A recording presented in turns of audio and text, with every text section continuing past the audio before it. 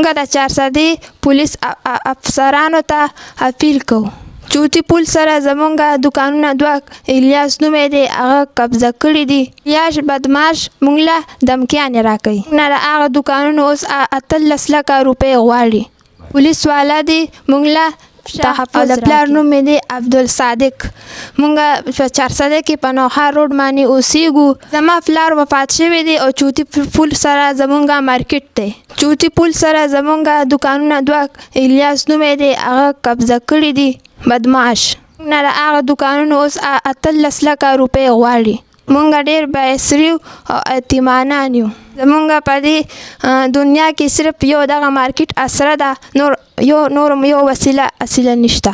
مونږ د چارسدي پولیس افسرانو ته اپیل کوو د دغه بدماش نه مونږ له دغه دوکانونه دې واخلي. یاش بدماش مونږ له دمکیانې راکوي. پولیس والا دی مونږ له تحفظ راکوي.